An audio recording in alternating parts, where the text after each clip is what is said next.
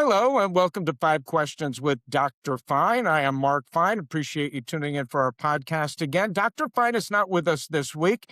He is taking some well-deserved vacation time, and it is just as well because I am not flying solo. I would like to welcome in our guest for today, Laura Colangelo from TPSA, the Texas Private School Association. Laura, thank you for being here. Well, thank you for having me. Now, I'm going to give a little bit. I did, as a former journalist, I did some deep digging to find biographical information. And by deep digging, I mean I searched on Google and clicked on the first link I found.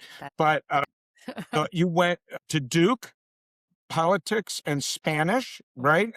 But you then were a Spanish. This I didn't know. You and I have known each other, so people know. United Testing Service, the company Dr. Fein and I run, is a sponsor of TPSA. Full disclosure here, but so you and I have known each other for a little while now. I did not know that you were a Spanish teacher first, both at middle school and high school level, right? I was. I was a middle school Spanish teacher in public school in Houston, and then was hired at a private school in the upper school as a Spanish teacher for a few years. So those were my I was very young. That was a long time ago. Well, as somebody who is from Miami, Florida, I can say "Ay que bueno."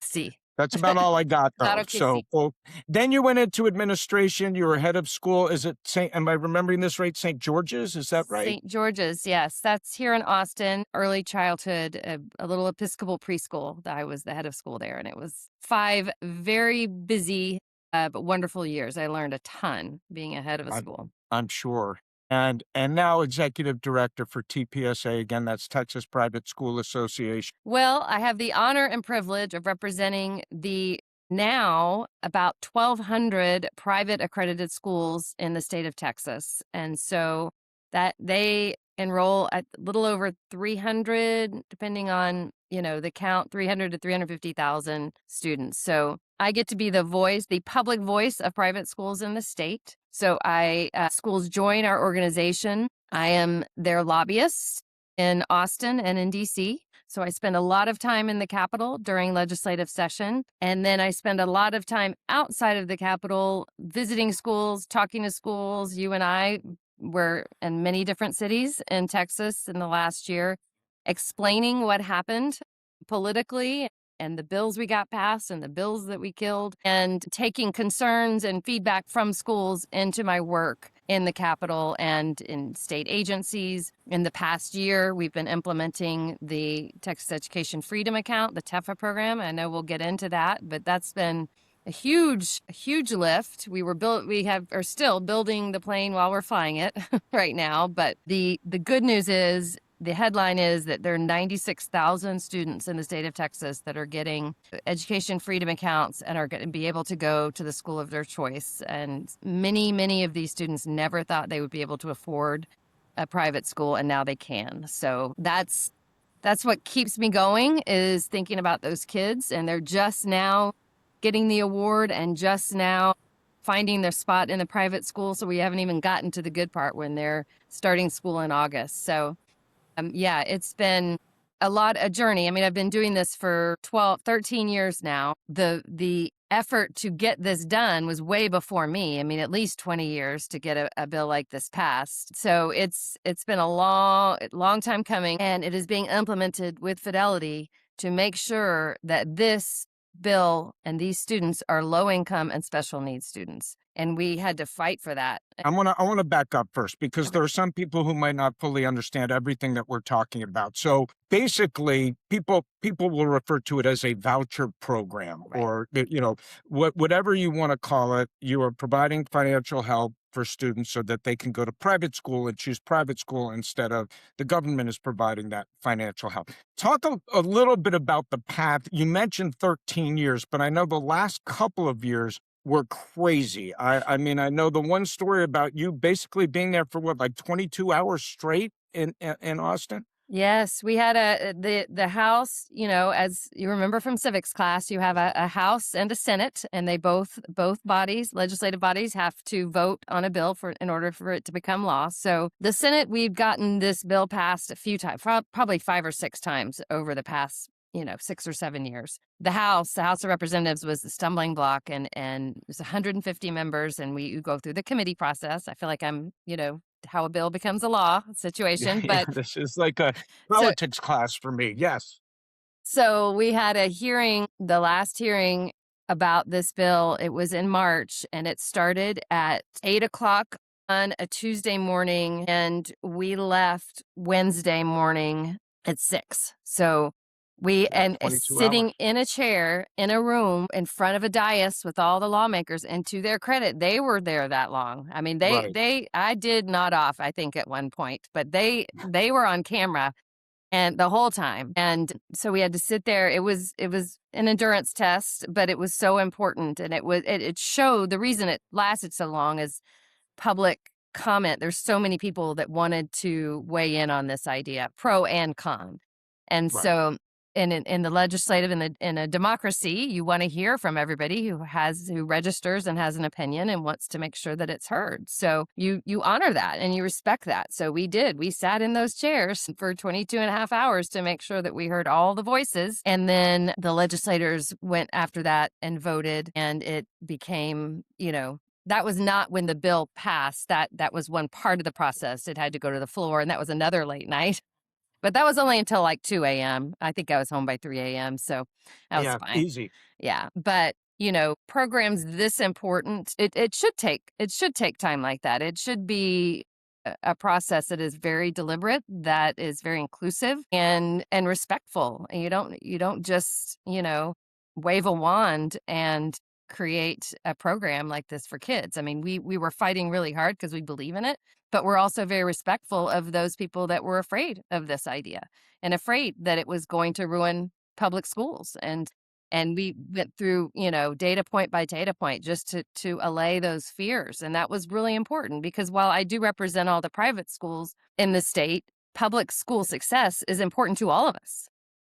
And I do want to point out this would be, and again, this is a short little podcast, but it could be a lesson in civics in looking at the process that you all went through in making this happen. Because I do know from sitting in all those meetings, you did listen to all the voices and changes were made and compromises were made. And, you made sure that at the end of the day, the bill included, or at least all of the things people had to say were considered before it was finalized. I mean, down to every little finite detail. Oh, yeah, I think it ended up being about 35 pages. I could probably recite it to you by now because we looked Right. we looked over every single phrase, word, punctuation. Is this an and or? Is this a may or a shall? Is this, how is this going to work? And thankfully, we were included in a lot of those conversations as the people providing this service as private schools. It was a really transparent process. The lawmakers needed to know. They wanted it to work well.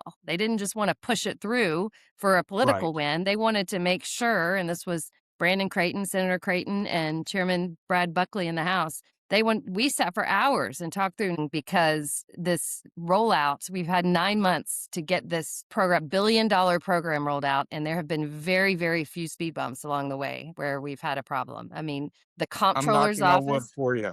What's that? I said I'm knocking on wood for you That's right right. now. That's right. We're right. We're there. It's still in process, but the comptroller is the agency that is implementing this program. They have a great team. Again look to us as authorities on how this will play out and have been, we've discussed at length. Well, what about lunch vendors? What about uniforms? What about all of, every Tutoring. piece? What's that?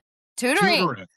Yeah, we've talked a lot about tutoring. Yes, we Yes. have. Well, because and I'll point this out at this point, talking about one of the finite details, you have Odyssey, which is the company that's running the portal. So one of the details to the way this will work is if families have money left over, they can go into this Odyssey portal and there are several things that they can use it for. Like if their child needs tutoring or if they want their child to get tutoring.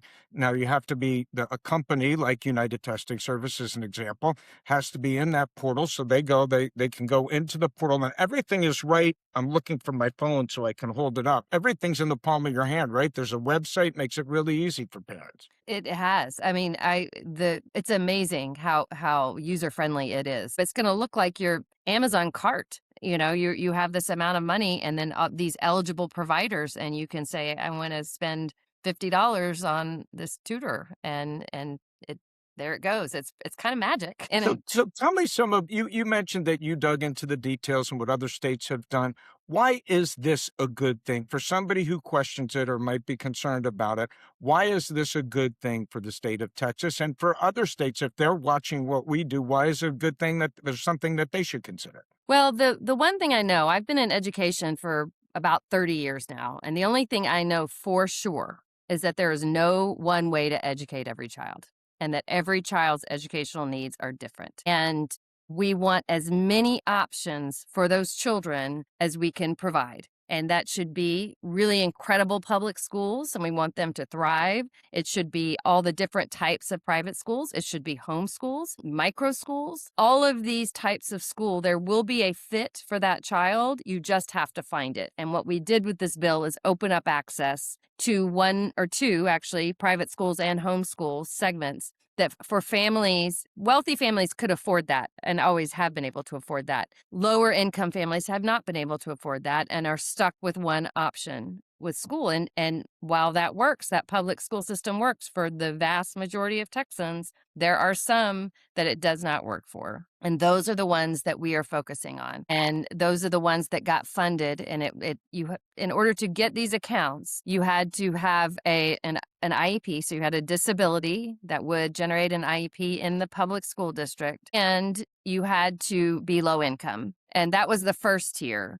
And then we got to the second tier. So you didn't necessarily have to have that disability, but you did have to be very low income. So we targeted and hit exactly the people we were talking about in those 22 and a half hours of testimony and every other day leading up to this. Is these are the families that want it. The people that can afford private school, they're already there and they're fine. They don't need this. But for those families that need another option, it's a social justice issue. Let's get these kids educated however we can. And I think that was the concern for a lot of people, and we touched on it in the beginning, and we'll get to that to get to it now. When they first hear voucher or whatever term is used in different states and different places, their concern is this is just going to be a coupon for rich people to be able to help pay for their private school. And you guys have set it up. You mentioned it there, the tier system where, yes, at some point they may be eligible, but they're tier 5. There are 4 other tiers before that.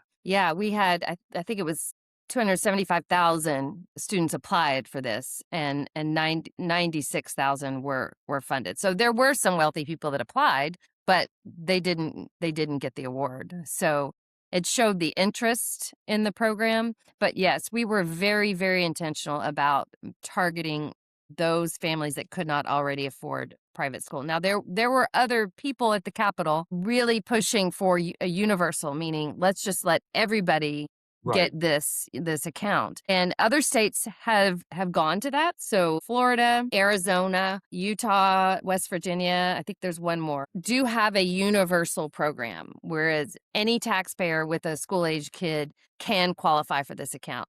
Well, that's great. They've had school choice before. They saw that it worked. The program grew and grew. Public schools weren't threatened by it. It did eventually get to that point. But we're Texas with 5.5 million public school kids. It's a huge state. You don't start out that way. You need to make sure that those public schools are going to stay strong. You need to make sure that that the program works, that there's can't be fraud or anything happening within this program. And maybe eventually it will open up more and more, and some of those tier 4 or 5 families will get funded, but it's going to be a while. It's going to be a while because these families, a lot of families probably didn't know to apply. I mean, there was a huge effort to communicate with families and get the word out, but there are probably some that had no idea this was happening, that are low income and would qualify, and they're going to catch on and apply next year. So I Yeah, think it'll be a I would while. say that I would be shocked if you didn't have double the applications in year 2 because there are going to be that many people that didn't know and didn't apply the first time through, and they're going to find out about it when they go back to school and they meet all of the other people who are new and are there because they had this opportunity. Right. Yeah. Word's going to spread. It's going to be on the news when school gets back in session. There's going to be on every channel, and families are going to say, "Oh, wait a minute, that that family down the street got one. Why didn't I apply? I could have gotten this account." So yeah, I don't know what rate it will grow. That a lot will depend on what happens politically and in the world in the next 6 to 12 months, whether it expands. I do think it will expand. I know the program Well, is going it'll to be very depend on popular. not only the politics, but the success of the program because more people will get behind it when they see that it works well. And you mentioned the other states who have it universally that had it already. And a lot of the constituents saw what it was doing and saw it didn't threaten public schools. And if that goes the same way here, I would imagine it will grow. But like you said, it'll just be a matter of time. Right. It will be a matter of time and money and how much they're willing to appropriate. It was $1 billion for a biennium for this last session. The comptroller has to request at least enough to fund the entire wait list. So I'm guessing he will, or it depends on who the new comptroller is, he or she will request somewhere in the neighborhood of $4 to $5 billion for the next biennium. It has to fund 2 years, but it could be more. Could be more than that. So it'll be interesting. I do think the success of the program is going to weigh in decisively in that decision making. And I think those lawmakers who voted against this and were very much against this whole idea, their constituents are going to benefit from this. And they may not be front of the line leading the parade in support of the program, but they're not going to want to take that away from their constituents. And so actually some schools in their area were having trouble getting access and applying. It's all worked out now. And some of those lawmakers were first in line to help those schools get, participate in the program. They said it's law now. And so I want my schools to participate and I want my families to participate. So it'll be a different conversation next in 2027 for sure. Well, you've given us a lot of information. I know we're just scratching the surface, but I feel it's such an important topic, and I was really appreciate you coming on to discuss it. What is next for you? This is obviously going to be a continuing job with the TEFA program, but what is next for you and for the association? A lot. So we will, of course, protect the program, seek to expand the program, defend it in the legislature. There will always be other bills completely unrelated to this that affect private schools. I had a school nurse bill last session. I won't get into the weeds of that, but EpiPens, I've learned a lot of things about very random topics. School security is always a big topic. Right. Mental health. So we'll be weighing in on those sort of topics next session. There's also a federal tax credit that's coming for donations to scholarship granting organizations. So we haven't even really gotten into that as an association, but we will because that's another opportunity for kids to get the education they need. All these other things are nice to haves, but the independence and autonomy and allowing schools to operate according to their mission and vision of the schools is first and foremost for TPSA. I've been fortunate to watch some of the work that you guys have done and how much effort's been put in. I know it's a big team. I know that team keeps growing, which you need it to. I joked at a couple of meetings so the people watching know. I was like, why is Laura responding to my emails? She should be above that. She needs some help. Get the woman some help. But it's growing fast. You guys have done an unbelievable job. Certainly, we wish you the best because, for United Testing Service, we want the same thing you guys want. We want what's best for the kids, what's best for the students. Absolutely. Tell people if they're interested in TPSA or want to learn more about it, what is the website? TexasPrivateSchools.org. Texas spelled out, privateschools.plural.org.